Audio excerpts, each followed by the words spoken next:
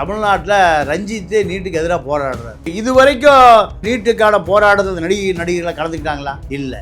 ஏன்? திமுக பின்னணியில் இருந்து இவர்கள் இயங்குகிறார். இதே ரஞ்சித் திமுக ஆட்சி காலத்தில் சாதிய வன்முறைகள் நடக்கும்போது, ஆம்ஸ்ட்ராங் படுகொலைகள் நடக்கும்போது இதே திமுக அரசு எதிர்த்தும் இதே ரஞ்சித் போராட்டத்தில் நின்றார் தானே. ரஞ்சித்தை பொறுத்த வரைக்கும் அவர் முழுமையான அம்பேத்கரிஸ்டோ பெரியாரிஸ்டோ அல்ல, கம்யூனிஸ்டோ. அது மூணு அடையாளமே அவருக்கு இல்லை. அப்ப அவரு என்ன நோக்கம் அவருக்கு? ரஞ்சித் பாலிடிக்ஸு, நடிகை பாலிடிக்ஸு எல்லாமே அதை ஒட்டி தான். நீங்க எப்பவுமே இந்த போராட்டத்தை கருப்பு கண்ணாடி போட்டு பார்க்க, அதுல நீங்க தெளிவா யாரு என்ன எதுக்கான போராட்டம், இவனுக்கு பின்னணியில யாருன்னு தெரிஞ்சிடும். தமிழ்நாட்டில் பார்த்தீங்கன்னா இந்த நீட்டுக்கு எதிராக போராடுகிற காக்ரோச் ஜனதா பார்ட்டி எதிர்த்து நிறைய மீடியா ஆட்கள் பேசுறான். அவன் பூரா அத்தனை பேருமே RSS உடைய அடையாளங்கள். 30 அமைச்சர்களுமே 30 மாவட்டத்தில் அந்த திரைப்பட விழாவை கொண்டாடணும், ஆடு ஊற்றணும், பரபரப்பு காட்டணும். அத்தனை பேரும் விஜய் கட்சி ஆவேக நிர்வாகி தான் முதல்ல உட்காந்து. விஜயை பொறுத்த வரைக்கும் அரசியல் 2ஆம் கட்டம், முதல் கட்டம் ஒரு சினிமா. எப்ப வந்து ட்ரை பண்ண போறீங்க? சோழன் மேஸ், அசோக் நகர், வேளச்சேரி, அண்ணா நகர், பெருங்குடி மற்றும் பாரிஸ் கார்னர். மெரிபா பன்னீர் சோடா, ஐ ட்ரஸ்ட் மெரிபா. ஐயா வணக்கங்க. வணக்கம் ஐயா, நீட்டு குறித்த பிரச்சனை தமிழ்நாட்டில் தொடர்ந்து ஒரு போராட்டங்கள் இருக்குது. அதாவது இந்தியாவில் மற்ற மாநிலங்கள்லாம் நீட்டுக்கு எதிராக போராடுவதற்கு முன்னே தமிழ்நாடு போராடியது. இப்போது சில நாட்களுக்கு இந்த முறை நீட் தேர்வினுடைய அந்த வினாத்தாள்கள் கசிவு ஏற்படுத்தி மீண்டும் மறுதேர்வெல்லாம் வச்சாங்க. இப்போது இளைஞர்களுடைய எழுச்சியாக இருக்கக்கூடிய அந்த காக்ரோச் ஜனதா பார்ட்டி வட இந்தியாக்களில் தொடர்ந்து போராட்டம் பண்ணிங்கன்னா, குறிப்பாக டெல்லியிலே போராட்டம் பண்ணுறாங்க. மழைக்கால கூட்டுத்தொடர் நடக்கும்போது நாடாளுமன்றத்தை நோக்கி ஒரு முற்றுகையெல்லாம் ஆரம்பித்தாங்க. இப்போ பெரிய பரபரப்பாக ஆயிருக்க நிலையில் தமிழ்நாடு மட்டும் இல்லை, இந்தியா முழுமைக்கும் அதற்கு எதிரான ஒரு போராட்டங்கள் நடந்திருக்கு. தமிழ்நாட்டிலையும் நடக்குது. இந்த போராட்டத்தை குறித்து உங்களுடைய முதற்கட்ட பார்வைங்க. இல்லை, நீட் என்பது 720 மார்க் நீட் மொத்தமாக. என்னுடைய மகள் இந்த வருஷம் எழுதியிருக்கா. என் மக இதோட 2 தடவை எழுதியிருக்கா. முதல் தடவை எழுதி பேப்பர் அவுட் ஆகி போச்சு, 2வது தடவை எழுதியிருக்கா. இப்போ 25 லட்சம் குழந்தைகள், ஆணும் பெண்ணும், +2 முடிச்சுட்டு 25 லட்சம் பேர் எழுதுகிற ஒரு பெரிய தேர்வு. அதை சரியாக நடத்த முடியாத மத்திய அரசினுடைய தர்மேந்திர பிரதான் பதவி விலகுவது தான் நியாயம். இது அவர் பதவி விலக மறுக்கிறார். இளைஞர்கள் மத்தியில் தன்னெழுச்சியான போராட்டம். நீங்கள் RSSஐ பொறுத்த வரைக்கும் RSS பிஜேபி இரண்டுமே சனாதனத்தின் அடிப்படையில் ஆட்சி செய்கிறது. சனாதனம் என்பது முழுக்க ஜாதிய கட்டமைப்பில் தான் இந்த RSS கட்டப்பட்டு இருக்கு, பாஜகவும் கட்டப்பட்டு இருக்கு. இப்போ தமிழ்நாட்டில் பார்த்தீங்கன்னா இந்த நீட்டுக்கு எதிராக போராடுகிற காக்ரோச் ஜனதா பார்ட்டி எதிர்த்து நிறைய மீடியா ஆட்கள் பேசுகிறான். அவன் பூரா அத்தனை பேர் குருமூர்த்திக்கு பிறந்தவன். அத்தனை பேருமே RSS உடைய அடையாளங்கள். RSS நீங்கள் அச்சு ஊடகம், சமூக ஊடகங்களை முழுசாக தமிழ்நாட்டில் கட்டுப்பாட்டில் வச்சுருக்கு. இந்த குருமூர்த்தி பிறந்த பயலுக இது வரைக்கும் அடையாளம் தெரியாமல் இருந்த பூரா பொதுமக்கள், இளைஞர்கள் அடையாளம் கண்டு கொள்ள வேண்டும். அந்த பார்ப்பன பனியா கும்பல் இந்த நீட்டுக்கு எதிராக இளைஞர்களுடைய தன்னெழுச்சியான போராட்டம் வந்துவிடக்கூடாது என்பதில் தெளிவாக இருக்குது. நான் என்ன கேட்குறேன், 720 மார்க்கு இரவு பகலாக படித்து சாதாரண குடும்பத்தை சேர்ந்தவன் 650 மார்க் 600 மார்க் வாங்குகிறான். அவன் நீங்கள் சாதி வாரி இடஒதுக்கீடில் போகிறான். 200 மார்க் வாங்குறவனும் அதே மெடிக்கல் காலேஜில் சேர்றான். எவ்வளவு? 200 மார்க் பாஸ், பார்டரில் பாஸ் ஆனால் 200 மார்க், 210 மார்க், 220 மார்க் வாங்குகிறவர்களும் நீட்டுக்கு போகிறாங்கன்னா, அப்போ இந்த நீட்டு எதுக்கு? யாரை ஏமாற்றுவதற்கு? இங்கே இருக்கக்கூடிய பெரும் தொழிலதிபர்களில் இது ஒரு இண்டஸ்ட்ரியல் பிஸ்னஸாக மாறி போச்சு. விஜயகாந்த் பொண்டாட்டிக்கு 2 மெடிக்கல் காலேஜ், அவங்க ஒரு கட்சி வச்சுருக்கிறாங்க. திமுகவை சேர்ந்த ஜெகத் ரட்சக 10க்கும் மேற்பட்ட கல்லூரி வச்சுருக்கார். திமுக பின்னணி, அதிமுக பின்னணி, ஐசரி கணேஷ் அவர் 10க்கும் மேற்பட்ட மருத்துவக் கல்லூரி வச்சிருக்காரு. அப்போ அதிமுக திமுக 2 பேருமே தமிழ்நாட்டில் இருக்கக்கூடிய பாதிக்கு மேற்பட்ட சாராய உடையார் அதிமுக. எங்கே எடுத்தாலும் திமுக அதிமுக இல்லாமல் இந்த மருத்துவக் கல்லூரியே இல்லை. அப்போ இவர்களை எதிர்த்து போராட வேண்டிய மக்கள் இவர்களையும் போராட வைக்கிறார்கள். அதான் கொடுமை. இப்போ தமிழ்நாட்டில் ரஞ்சித்து நீட்டுக்கு எதிராக போராடுறாரு. ஆமாம், ரஞ்சித்து, வெற்றிமாறன், நடிகைகள் எல்லாமே நீட்டு போராட்டம் பண்ணிக்கிறாங்க. இது வரைக்கும் நீட்டுக்கான போராட்டத்தை நடிகைகளை கலந்துக்கிட்டாங்களா? இல்லை. ஏன்? திமுக பின்னணியில் இருந்து இவர்கள் இயங்குகிறார். ரஞ்சித்து கூட ரஞ்சித்தை பொறுத்த வரைக்கும் உதயநிதி எதை சொல்லுகிறாரோ இந்த அரசு, விஜய் அரசு ஒன்றும் கஜை அரசு அல்ல, இது ஒன்றும் மக்களுக்கான அரசு அல்ல. இன்னும் அதிகாரிகளை திமுக அதிகாரியாக தான் இருக்கான், இன்னும் விஜய் அதிகாரியாக மாறலை. பல அதிகாரிகள் இல்லை, நீங்கள் இப்போ ரஞ்சித்தையே அந்த மாதிரி உள்ள, ஏன்னா திமுக பீரியட் இருக்கும்போது அவர் போராடிட்டு தான் இருந்தார். அப்போ திமுக இவர் எல்லாமே வந்து பிஜேபி பின்னணியில் எங்கிறாங்க, ஆர்எஸ்எஸ் பின்னணியில் எங்கிறாருன்னு பேசிகிட்டு இருந்தாங்க. இப்போ ஆட்சி மாற்றத்துக்கு அப்புறம் அவர் போராடும் போது திமுக பின்னணி இருக்குன்னு சொல்லி ஒரு லாஜிக்காக இருக்காது. இல்லை, அதாவது ரஞ்சித்தை பொறுத்த வரைக்கும் அவர் முழுமையான அம்பேத்கரிஸ்டோ பெரியாரிஸ்டோ அல்ல, கம்யூனிஸ்டோ. அந்த 3 அடையாளமே அவருக்கு இல்லை. 3 அடையாளமே அவருக்கு இல்லை. அப்போ அவர் என்ன நோக்கம் அவருக்கு? இப்போ அமீர் வர்றாரு, அமீர் வந்து ஒரு அக்மாருக்கு திமுக ஆதரவாளர். அக்மாருக்கு நீங்கள் காவிரி பிரச்சனை, மேகதாது பிரச்சனை காஞ்சே போச்சு. இது தமிழ்நாட்டில் ஜீவாதார பிரச்சனை. இதற்கு இந்த சினிமா நடிகர்கள் போராடுறாங்களா? திமுக ஆட்சி காலத்தில் போராட்டம் என்பது வாழ்நாள் முழுக்க அதற்கான தேவை இருக்கு. ஆனால் சாதி சார்ந்த விஷயங்கள்ல ரஞ்சித் அப்பயும் திமுக ஆட்சி காலத்துலையும் போராடிட்டு தானே இருந்தாரு. நீங்க சொல்ற இதுக்கு போராடின மாதிரி அதுக்கு ஏன் போராடலன்னு கேட்கறது சரியா இருக்கும். இதே ரஞ்சித் திமுக ஆட்சி காலத்துல சாதிய வன்முறைகள் நடக்கும்போது, ஆம்ஸ்ட்ராங் படுகொலைகள் நடக்கும்போது இதே திமுக அரசை எதிர்த்தும் இதே ரஞ்சித் போராட்டத்தில் நின்றார் தானே? இல்லை, திமுக காலத்தில் ஆம்ஸ்ட்ராங்கு மரணத்துக்கு நின்னாருன்னா அது அவருடைய அடையாளம். ஆம்ஸ்ட்ராங்கு தான் அவருக்கு ஃபைனான்ஸு, அவர் படம் எடுக்கிறதுக்கான ஃபைனான்ஸு. அப்புறம் 2வது அந்த தலித்திய அடையாளத்தை அவர் இழந்துடுவார். ஆம்ஸ்ட்ராங் போராட்டத்தில் ஆம்ஸ்ட்ராங்குடைய மரணத்துக்கு அவர் போராடலை, திமுக அதில் பின்னணியில் இருக்குன்னு அவர் அந்த போராட்டத்தை நடத்தலைன்னா ரஞ்சித்துன்னு ஒருத்தர் அவரை தூக்கி பிடித்து கொண்டு இருக்கிற ஊதா சட்டை தோழர்கள் கைவிட்டுருவோம். இதுதான் சந்தர்ப்பவாத போராட்டம். போராட்டம் என்பது அம்பேத்கரை போல இருக்கணும், பெரியாரை போல இருக்கணும், சமரசமே இல்லாத போராட்டமாக இருக்கணும். இப்போ இது காலத்துக்கு ஏற்ப, சூழலுக்கு ஏற்ப போராடுவது போராட்டம் அல்ல. இது அதிமுக திமுக அப்படி தானே போராடுறான். அதிமுகவும் போராடுவான், திமுகவும் போராடுவான். இதுக்கு நீங்கள் அவர்களே ஊழல் செய்வான், அந்த ஊழல் எடுத்து அவனே போராடுவான். கம்யூனிஸ்டுகளே எப்படி போயிட்டானே. நீங்கள் இப்போ பால நிலத்தில் அத்தனை பேர் கூடியிருக்காங்க. இந்த கூட்டத்தை தமிழ் தேசிய போராட்டத்தின் பக்கம் திருப்புவார்களான்னு கேளுங்க. தமிழ் தேசிய எழுச்சி வந்து விடக்கூடாது என்ற காரணத்தினால் நான் பல போராட்டங்கள் நான் பார்த்துருக்கேன். தமிழ் இளைஞர்கள் தமிழ் தேசியத்தை நோக்கி நகர்த்தரக்கூடாது, தமிழ்நாட்டை நோக்கி, தமிழர்களை நோக்கி நகர்த்தரக்கூடாது. அதுக்காக இந்த போராட்டத்தை கம்யூனிஸ்டுகள் ஒருங்கிணைப்பாங்க. அதுக்கு பின்னாடி நீங்கள் ஆர்எஸ்எஸ் அக்மார்க் ஆர்எஸ்எஸ்ஸாக இருப்பான். இந்த ஆட்கள் பூரா ஆர்எஸ்எஸ்ஸை போல தமிழ் தேசிய எழுச்சி வந்துடக்கூடாது. இதுதான்.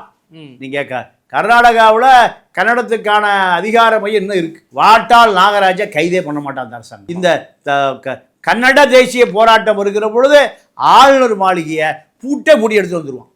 தமிழ்நாட்டில் போய் பூட்டி எடுத்துட முடியுமா? ஒரு தமிழ் தேசிய இயக்கம் சுற்றுவான். 10 பாடி அங்கே கிடக்கும். ஏன்?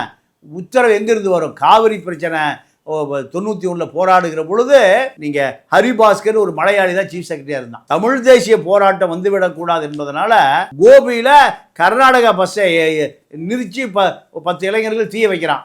அத்தனை பேர் சுட்டே போட்டாங்க. துப்பாக்கி சூடு நடந்தது. காரணம் பரவிடக்கூடாது. காவிரிக்கு எதிராக தமிழர்கள் ஒன்றிணைந்து விடக்கூடாது என்ற நினைப்பில் ஆட்சியாளரும் இருப்பான், அது தலைமைச் செயலாளர் இருப்பான், எஸ்பியும் இருப்பான். இப்போ இதே பாலிடிக்ஸ் தான். யார்? ரஞ்சித் பாலிடிக்ஸு, அமீர் பாலிடிக்ஸு, நடிகை பாலிடிக்ஸு, இந்த சைமன் பாலிடிக்ஸு, சீமான் பாலிடிக்ஸு எல்லாமே அதை ஒட்டி தான். நீங்கள் எப்பவுமே இந்த போராட்டத்தை கருப்பு கண்ணாடி போட்டு பார்க்கணும், இல்லைன்னா ஊதா கண்ணாடி போட்டு பார்த்தா அதில் நீங்கள் தெளிவாக யார் என்ன எதுக்கான போராட்டம், இவனுக்கு பின்னணியில் யாருன்னு தெரிஞ்சிடும். அதே போராட்டம் தான் நீட்டு போராட்டம் என்பது தவிர்க்கப்பட வேண்டியது. நீட்டை ஒழிக்கணும், அதெல்லாம் ஒழிக்கவே முடியாது. ஏன் ஒழிக்க முடியாது?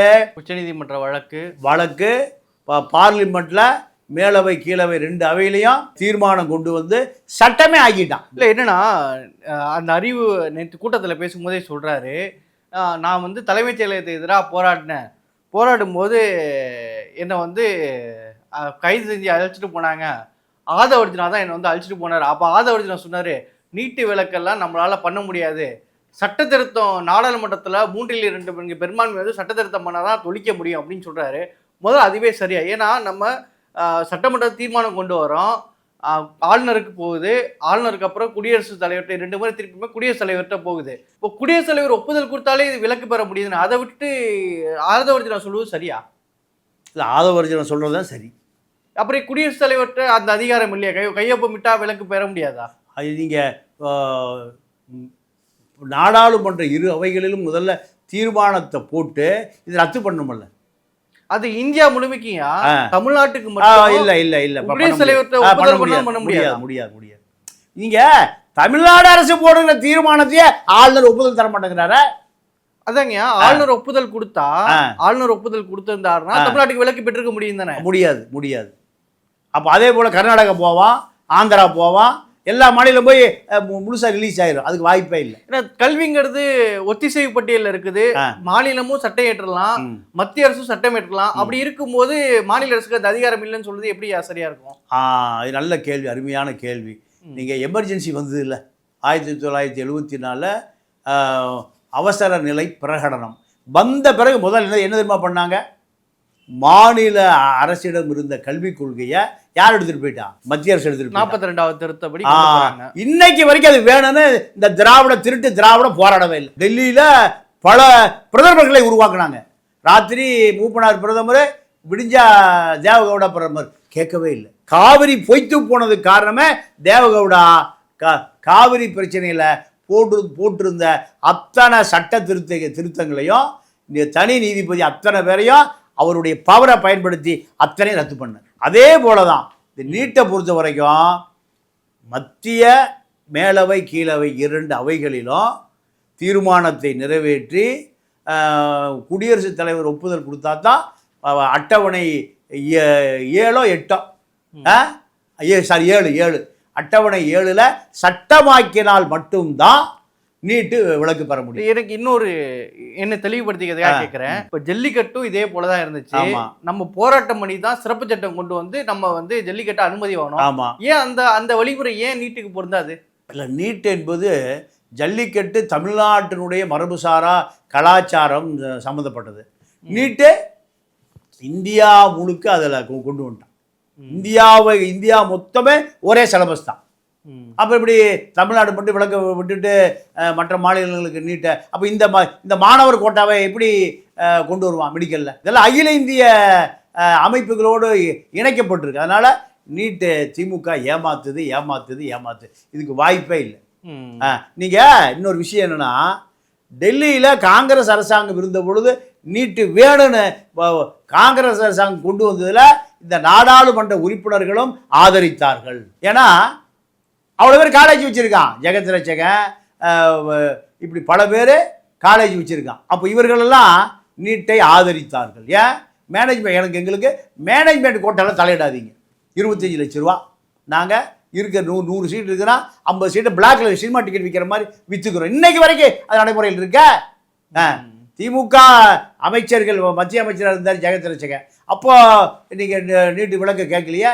கருணாநிதி இருந்தார், ஸ்டாலின் இருந்தார். இவங்க நாடாளுமன்றத்தில் 40 நாடாளுமன்ற உறுப்பினர்கள் வந்த பொழுது கூட இந்த நீட்டுக்கு எதிராக பெரிய போராட்டம் நாடாளுமன்றத்திலே நடக்கலையே. இதெல்லாமே ஏமாத்துறது, சராசரி அரசியல் தான். இப்போ இந்த அரசியலில் நீட்டு எதிர்ப்புங்கிற ஒரு வேகத்தை, ஏன்னா அங்கே டெல்லியில் போராடுறான், இந்திய அளவுக்கு அது பார்க்கப்படுகிற பொழுது இந்த அரசுக்கு ஏதாவது வகையில் ஒரு அச்சுறுத்தல் கொடுக்கணும் என்பதை தவிர இதில் நீட்டுக்கான எந்த எதிர்ப்புக்கான எந்த அடிப்படை ஆதரவும் இவர்களுக்கு முழு மனசாக இவர்கள் செய்யவில்லை. இதான் இப்போ ஜனநாயகன் படம் நேற்று வெளியாகிச்சு. இப்போ வேல்முருகன் போன்ற சிலருமே சில குற்றச்சாட்டுகள் வைக்கிறாங்க. தமிழ்நாட்டில் இந்த டெல்லி போராட்டத்திற்கு தமிழ்நாட்டில் ஒரு பெரிய குரல் வந்துடக்கூடாது என்பதற்காகவே ஜனநாயக படம் இந்த நேரம் பார்த்து வெளியிடப்பட்டதுங்கிற சந்தேகத்தை எழுப்புறாங்க. அதுக்கு முகாந்திரம் இருக்கா? இல்லை, அதாவது விஜயை பொறுத்த வரைக்கும் அரசியல் 2ஆம் கட்டம், முதல் கட்டம் ஒரு சினிமா தான். இப்போ நீங்கள் இப்போ 30 அமைச்சர்களுமே 30 மாவட்டத்தில் அந்த திரைப்பட விழாவை கொண்டாடணும், பால் ஊற்றணும், பரபரப்பு காட்டணும். இப்போ இன்னொரு பெரிய அபாயம் நடக்குது, என்னன்னு கேளுங்க. இந்த படம் ரிலீஸ் ஆன பிறகு ரசிகர்கள் பூரா வெளியேறிட்டான். அத்தனை பேரும் விஜய் கட்சி தாவேக நிர்வாகி தான் முதல்ல உட்காந்து. என்ன காரணம்? ரசிகன் விஜய அரசியலை தாண்டி பார்த்த சினிமா ரசிகன் இப்போ அழிஞ்சே போயிட்டான். எல்லாம் வெள்ளை வேட்டி வெள்ளை சட்டை தான் சினிமா பார்க்குறான்.